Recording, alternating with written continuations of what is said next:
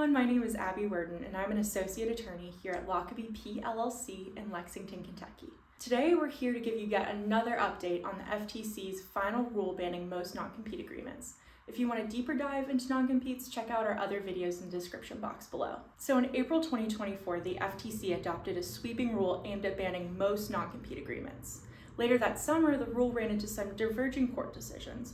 One federal court in the Eastern District of Pennsylvania upheld the rule. Meanwhile, courts in Florida and Texas granted injunctions to block the rule. In September of this year, the FTC issued 3 separate actions over 2 days, outlining exactly how it plans to address non-competes moving forward. First, the FTC voluntarily dismissed its appeals in 2 cases that challenged that 2024 final rule. The vote to abandon was 3-1, and with this vote, the rule is off the table. Second, the FTC reached a settlement with a company alleging that the company required all new hires to sign non-compete agreements, regardless of pay, job function, or location. The settlement prevents the company from using non-competes, with exceptions for senior leaders or in the event of a sale of the business. The settlement will also limit customer non-solicitation clauses to clients that the employee worked with within the past year. Finally, the FTC issued a request for information asking the public to identify any employers still using non-compete agreements.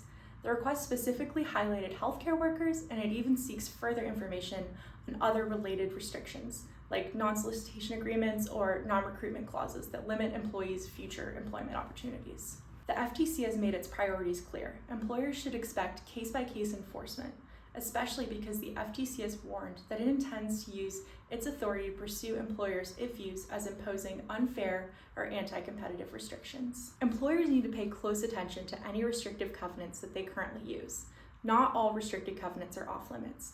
The FTC recognizes that some non-compete agreements are valid. This generally includes agreements in the sale of a business, senior executives, and carefully tailored non-disclosure and confidentiality agreements. In light of the FTC's most recent actions, employers should review and update agreements to make sure that they meet state law and FTC expectations, and in particular to ensure that they protect or advance legitimate business interests. At the end of the day, the FTC's latest actions make it clear that broad, one-size-fits-all non-competes are under intense scrutiny, and employers who continue to use them may find themselves as the subject of an FTC investigation. If you have any questions about non-compete agreements or other restrictive covenants, please don't hesitate to reach out to us today.